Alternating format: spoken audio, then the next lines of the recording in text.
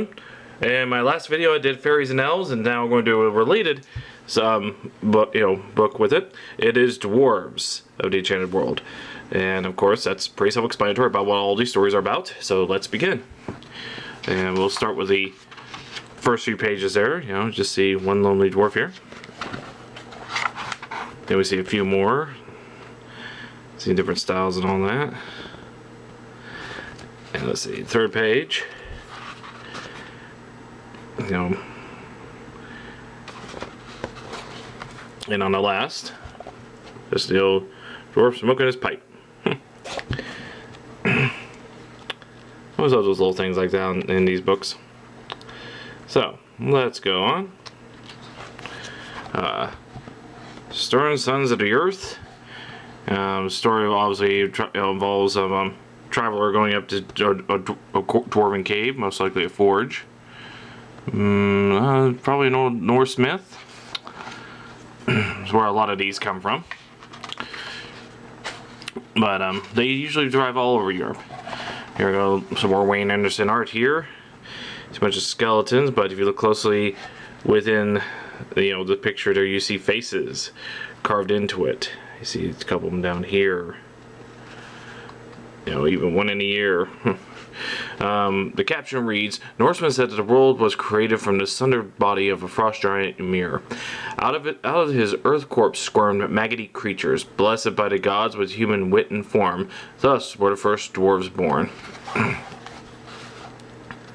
Call them maggots and they are praised. That's a wonderful two-pager right here.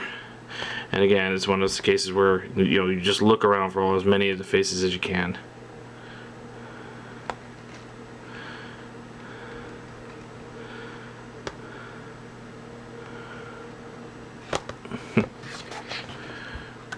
And it sort of shows, well, not sort of, but it does show here with capture on the air page reading, Earth-bred inbound, dwarves mastered the mundane elements.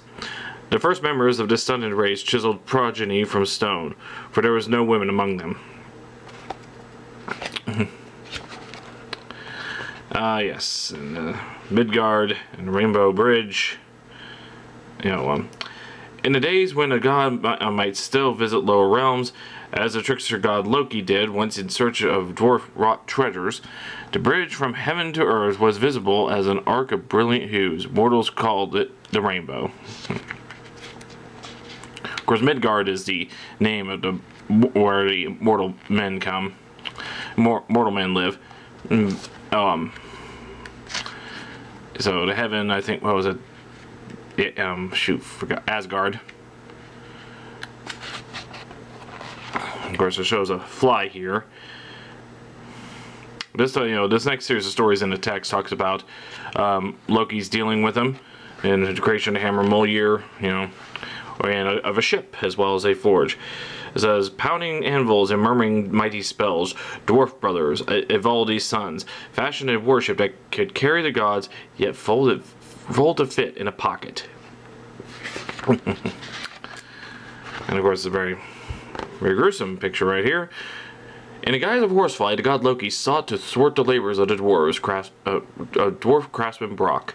Although repeated stings had some effect, the dwarf remained steadfast, and his magic proved more powerful in the end.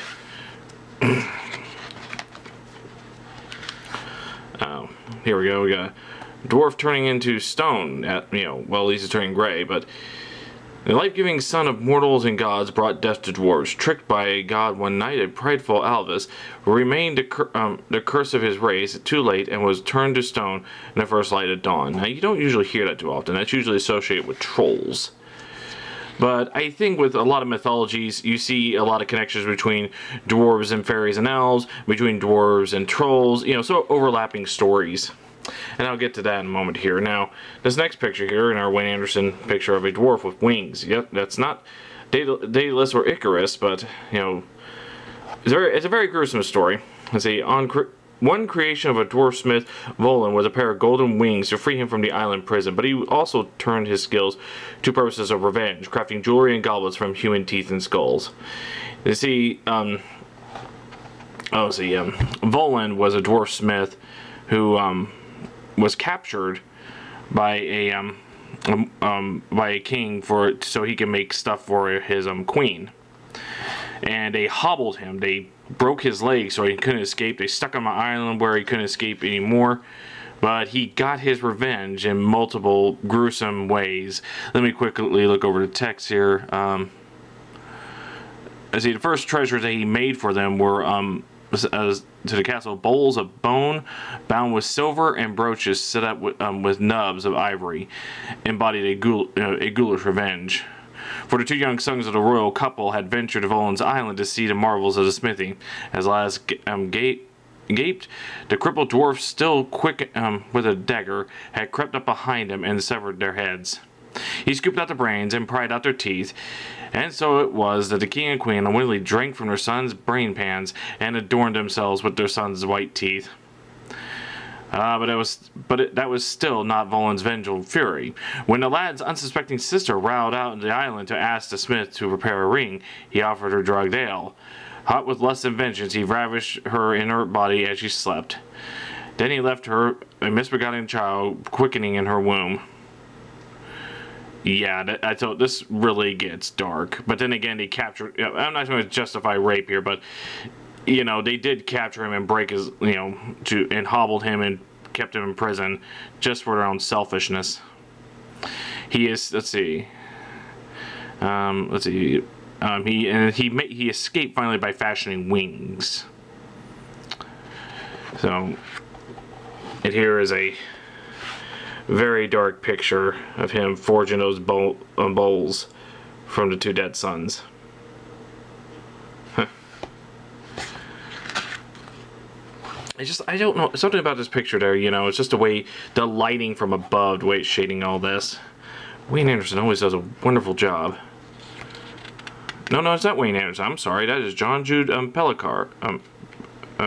Pellicar. Still magnificent. Somebody want a poster of that? I know you do. Here we go. Dwarves over a cauldron. The sublime gift of mortal inspiration had a sinister source. Dwarves murdered a counselor of the gods and brewed his blood with honey to make the mead of poetry.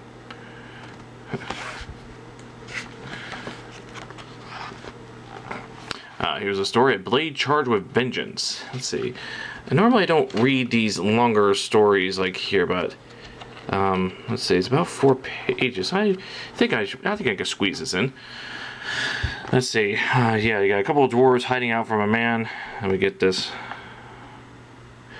The earliest dwarves used their talents to supply mortal heroes with weapons of rare potency, but the magic that gave the arms their wondrous traits often was touched with evil, as a tale of Zvan Farlarni shows.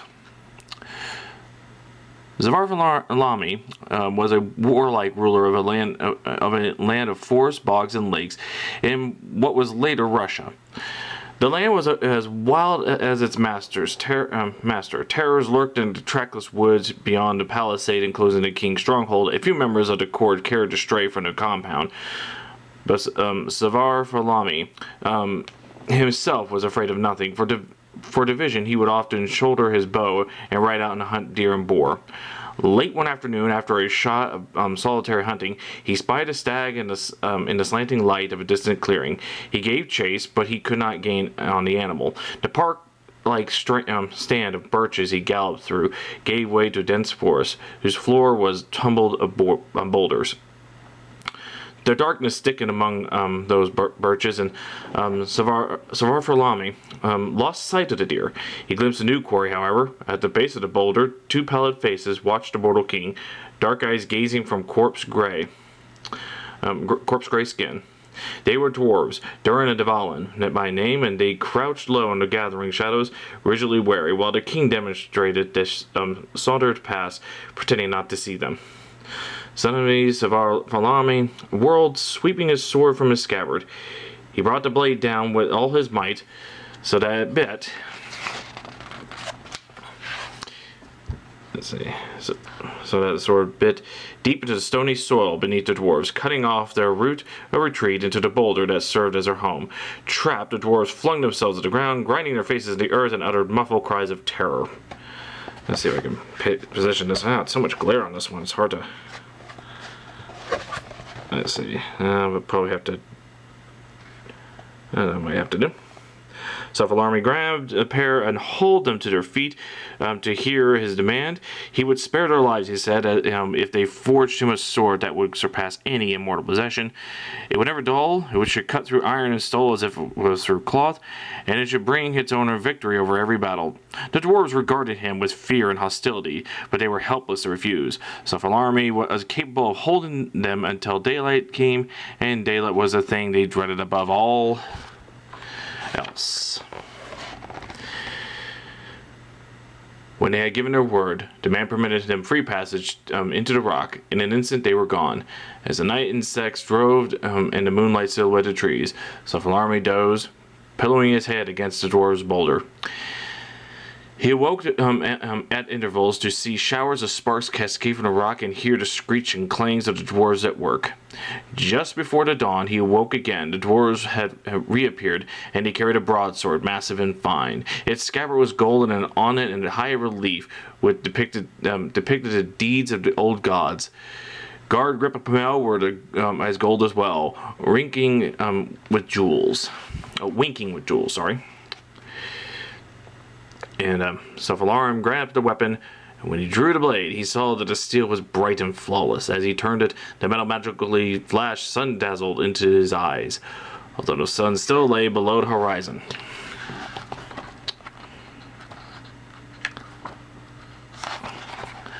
He turned his gaze to the sword's creators and met a look of marvelous amusement. "It is all you asked and more," said de Valen. "His name is thier, and in the qualities you demanded it added these. Once drawn, it cannot be sheathed unless it is warm with human blood. It will figure in 3 atrocious crimes. You yourself will die by its keen edge." His face darkening with rage, Sophalarmi swung at the dwarves, but they skipped aside, and thier cleft the rock behind him. They fled, leaving Sophalarmi alone to regard his perilous prize. In fact, he could not sheathe the weapon for many days, until the charmed sword had proved its worth on the flesh of his enemies in battle. And as the dwarves intended, Sophalarmi himself felt thier cold bite some months later. Here's what happened. A raider from another country harried the fringes of his realm, and as was accustomed, Sophalarmi sallied forth to meet him in single combat. On the winding plain, the two men fought until Sophalarmi's sword glanced from the iron-bandaged shield of his opponent and sank into the earth. The king struggled to pull it free, but before he could succeed, his enemy severed Sophalarmi's hand at the wrist with a swift stroke. Then he dragged thier from the earth and hewed Sophalarmi on the ground. Now the sword was his, and he used it to good effect. He led his warriors across Sophalarmi's domain, slew the defenders by the hundreds, and sold Sophalarmi's kin into slavery. But the raider and his descendants profited no more from the radiant sword than had Sophalarmi. As thier, perversely prized, was passed down to generations, brother wielded it against brother and son against father. The kinslaying in which it figured were 3 in all.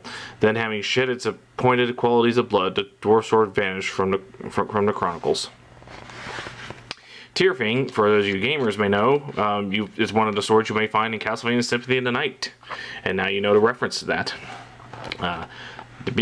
Diminutive nobility. I forget what the artist's name here, but he's also one of the classic fantasy illustrators. I've seen books of his in used bookstores. Let's see. Keep going here.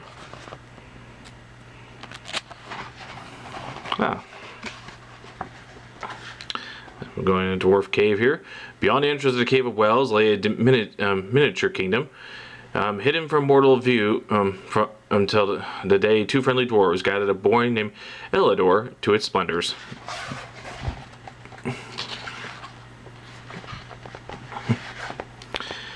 You see a man running off from the underground kingdom here.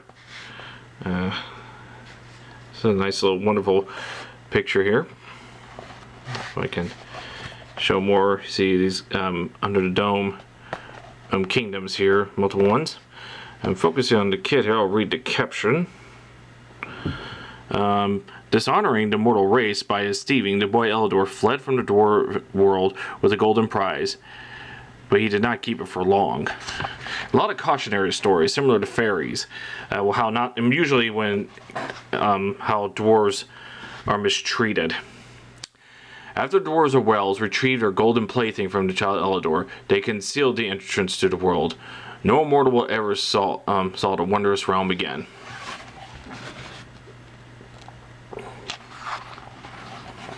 Now this one doesn't look like much. You got a kingdom here, got a huge cliff coming up here, but up on the top here, you see what looks like a huge tumbleweed with a face on it.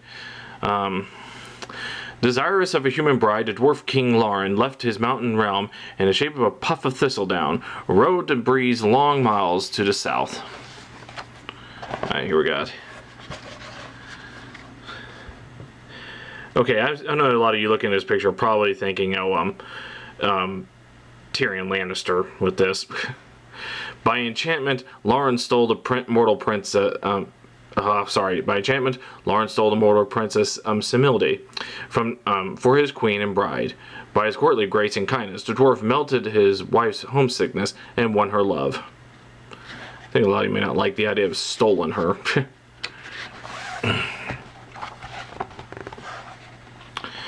You got, looks like a couple of knights in battle. One's in the background here behind a horse. One guy in golden on the ground. One looks like he's wounded a little bit. But let's see what it says. Mortal warriors determined to return Similde to her homeland invaded Lauren's flowery kingdom and vanquished him by stripping off his magical belt. So there's the Lauren, the king, in the gold in there.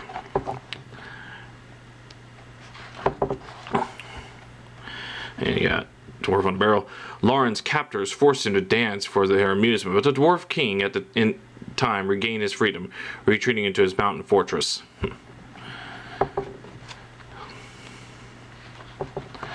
And you got a bunch of shipmen on looking up and seeing a silhouette of a dwarf. At least they think they're seeing him. The dwarf Albrecht, perching high above the galleon's deck, voyaged to Syria with King Otnet of Lombardy.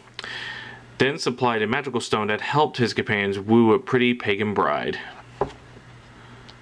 I meant companion, not companions.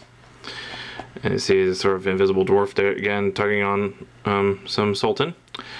Protected by invisibility, Albrecht roamed the palace of the Syrian sultan, taunting a baffled monarch and entreating his fair daughter to honor Otnet's love. More mischievous kind of story of Puss in Boots. Now, I won't read this story, but it talks about a man who meets up with a dwarf who happens to be a king in his own kingdom. He offers the dwarf kindness and invites him to his wedding. Or a wedding, or invites him over to a holiday, during the ceremony. And so the dwarf does and offers him gifts. But the dwarf offered the same thing in return. Come to his kingdom and and witness his wedding. Turned all very well, but by doing so he had to go to his kingdom. And again, going back to the similarities of fairies and elves, they kind of live in other different worlds. So now, as they come back to the mortal world, if they get off their horses, they will grow old and die.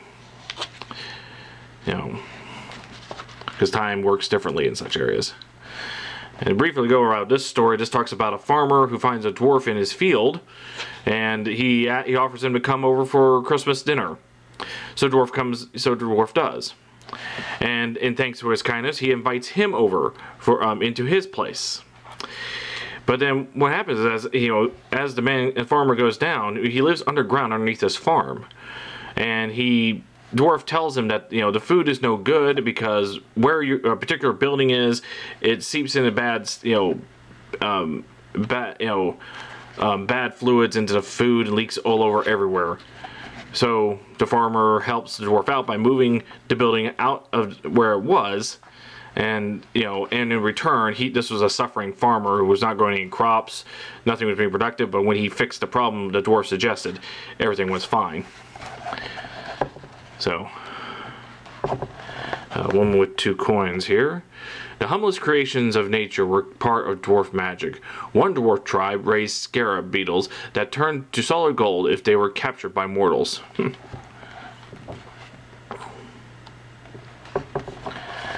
A bunch of dwarves out in a wheat field. Friends of the farmers, shy Swiss dwarves worked in secret under the harvest moon, reaping and tying and bringing in the sheaves as the humans slept. Cradle thieves in quest of vigor. Now again, this is related to the fairies, because usually fairies are known to taking a mortal child and replacing it. This is a similar one. Dwarves, it seems, had need of mortal blood, for country folk reported that children were sometimes stolen from them and changelings, old and weakened dwarves, left in their place. The child at risk, said wise folk, was a newborn who had not yet been christened, whose cradle was not protected by a piece of iron or bread, both defenses against creatures of the other world, and whose slumber was not guarded by the parents. Such a child might well receive small visitors at night, a dwarf woman perhaps, who would creep into the chamber, leading a fragile elder of her tribe by the hand. In a twinkling, the change would be made. The child would be sprinted away, to the dwarf's world, far from home. And in the morning, a mortal mother would find the impostor, a grotesque creature, querulous and demanding, in place of her own rosy baby. She would have become the guardian of an aged dwarf. Dwarf would not speak, but he would wail, fractiously and consistently, and a mortal mother would be trapped, unless she can frighten or fool him into speaking.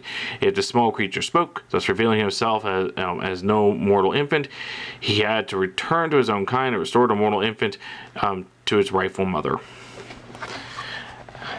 And again, it's exactly what the fairies and elves would have done. So, depending on where you go, you might hear the creature switched. A grateful dwarf's gift was fine indeed, for it was usually touched by magic. One such offer was an ale cask that never ran dry until the recipient peered inside. Here we go. And a little feast in a dwarf woman's home. Safe in their earthen mound houses, the Berg folk of Denmark watched the human world go by. But they knew when to solicit assistance. If, for example, a dwarf woman broke a baking tool, she might turn to mortal neighbors for repairs. What a great picture of John Howe. There's some great flooding is coming through these people's homes. Worried couple here, a few houses in the background, but you got a dwarf up on the top of a boulder. Mortal cruelty wrought dwarfish cruelty. Mortal goodness dwarfish good. Once a kind mortal couple who had aided a dwarf were repaid when the little man lodged a boulder in front of their cottage and diverted the waters of a raging flood.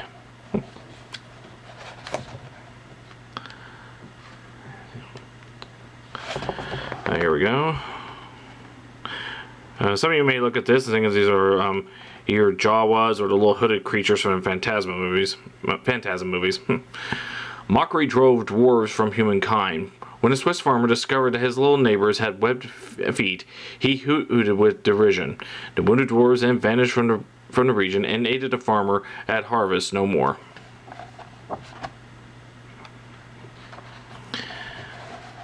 So grim picture here, a bunch of dwarves out in the cold waste. In time, all the dwarf tribes left the mortal world, sad refugees from the growing clamor. Where they went no one could tell, save that the way was hard and the shores were distant. I guess they sort of made up stories when there was less and less evidence for dwarves, for their eyes. Now, this next few series of pages is interesting. Different types of dwarves. You see a bunch of dwarves are attacking these huge storks. Let's see, a sampling of dwarf types. For all their diversity, dwarves could be usually classified by their activities and relations with humanity. Some, like the brownies of Britain and the Massarioli of Italy, were a little more than serpents, albeit capricious ones. Others, like the Irish leprechauns, hoarded treasure and were therefore pursued by humans. And a few, such as Scotland's sanguinary redcaps, were pursuers, not pursued. They preyed on humankind. But one ancient tribe of dwarves lived apart from men, objects of curiosity seldom seen. They were the shy Patikos of the Greek Isles.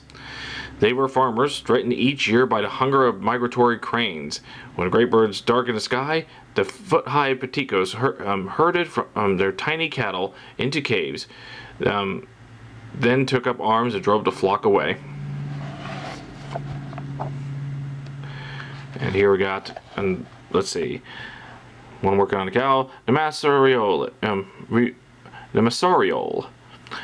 The jolly Masariole, or little farmer of northeastern Italy, tended horses and cows, fattened them with the finest grains, and braiding their manes or tails on Fridays. When not in the pasture, he would often be found in a farmhouse, ogling pretty young women, for the Masariole was a ever hopeful ladies' man. Here we go, the cobalt. Now, usually when you hear the word cobalt, you would think of these little lizard-like creatures, really the goblins of Dungeons & Dragons, but they go back far to this little thing. Helpful if properly treated, the kobold of Northern Europe was a cheerful domestic devoted to mortal hearths and homes, but he caused complete chaos if he was ignored or abused by his chosen human family. The Cluricon. A solitary sort, the Irish Cluricon spent most of his time drinking alone in a household wine cellar and scaring off dishonest servants who tried to do likewise. Though usually drunk, he was always nattily dressed.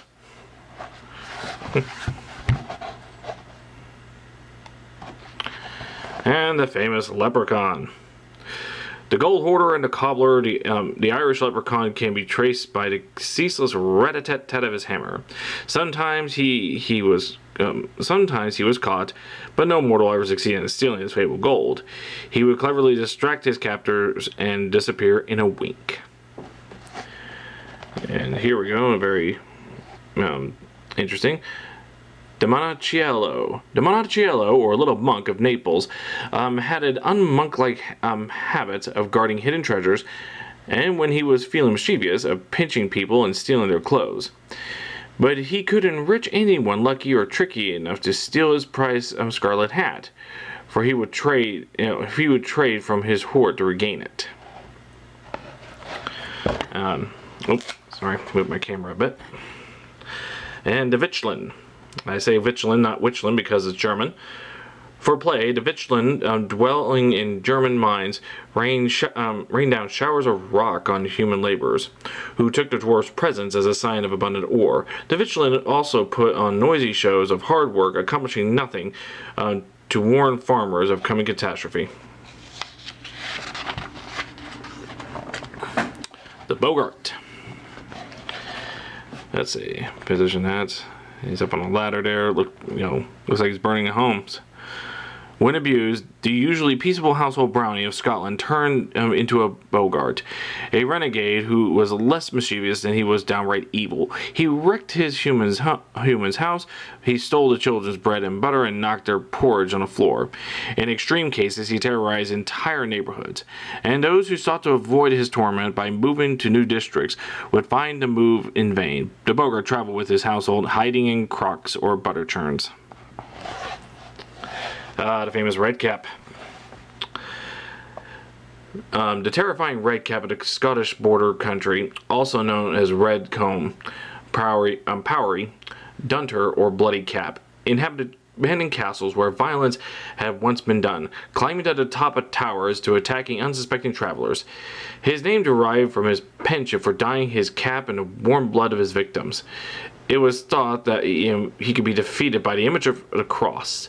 If the mortal held a crucifix or a cross-handled sword before Redcap's eyes, the creature would disappear, leaving behind a talon like fingernails behind. So, Hunters of Hearth and Hayloft. It looks like an angry dwarf on top of Bell. Don't know the story about that one, but moving on. There we go, guy gets wooden wheels here on fire. Nisses, the domestic dwarf of Scandinavia, were not above stealing to aid their human families' farms. On one occasion, the consequences was a battle between neighboring Nisses, fought in the form of flaming wheels.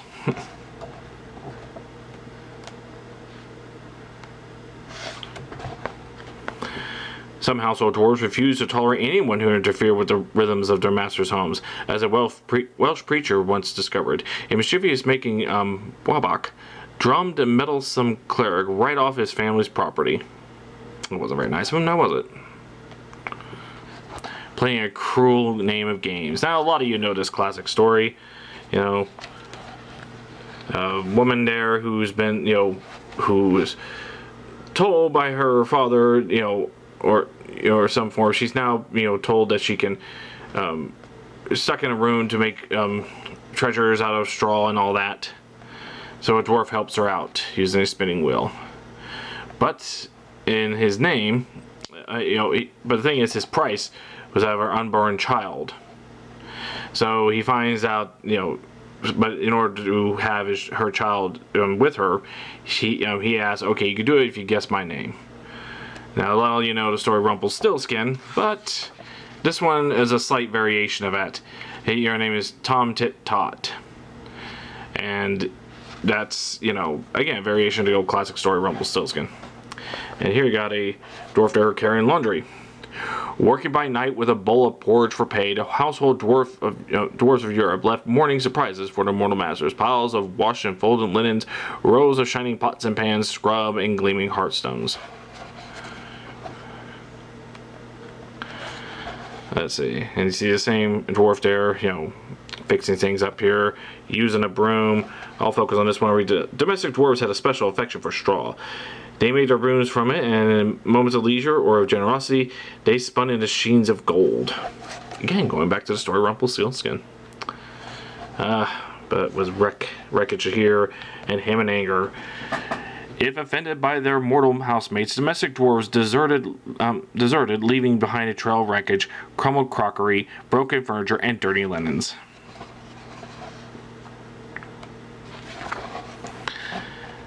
And we got this picture here. Weary of the mortal world, mining dwarves hark back to the age of their house dwellings. Servile relatives have forgotten. They live deep in the earth in tribes, using their ancient ancestral skills to fashion treasures no human would ever see. The night workers. I'll read this top part here, but while focusing on this. These are lovely illustrations here. See similar ones in the fairies and elves. Don't know the illustration, but if you want to know, ask and I'll find out for you. The farms of old Russia were home to more than farmers and animals. Even the rudest homestead was haunted by domovoi, shy but strong-willed dwarves who helped with their management. Each of the hirsute little assistants had his own jealous guarded domain. The Vasily held sway over the horses. He was hooved in token of this role. The Ovanik dwelled in the barn, tended the livestock, or some of the livestock at any rate. Each Ovanik had a favorite color and ignored beast that lacked it. The feisty Bannock ruled the bath. It was not above scolding humans who bathed late at night when it was his turn. Most important of all was the house-dwelling domovoi. This intensely loyal creature performed domestic chores and served as a household alarm, waking the family during a fire, groaning at the approach of plague and crying bitterly before a death. But when his masters forgot to leave him food at night or otherwise offended him, he racked the kitchen or worse, deserted the family altogether, leaving it unprotected. Now, the next, next to these illustrations, there are these little captions here. I'll focus on him while I read them. When sleigh bells tinkled on winter night and the dogs barked in the dark, a farmer knew his Vasily was taking the horse for exercise in the snow.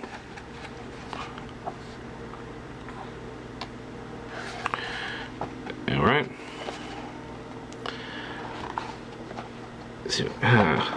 More glare than normal in this book. Farmers kept fires in the barnyard to warn the Ovanik while he went about his duties. If he built his own fire in the barn, disaster might result.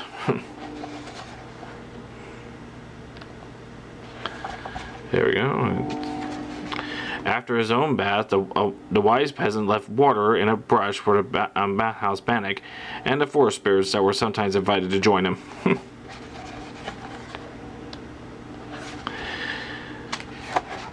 Oh, this one looks upset. Bad language, poor food, or human curiosity enraged the domestic domovoi, luring him from behind the stove to topple tables and benches.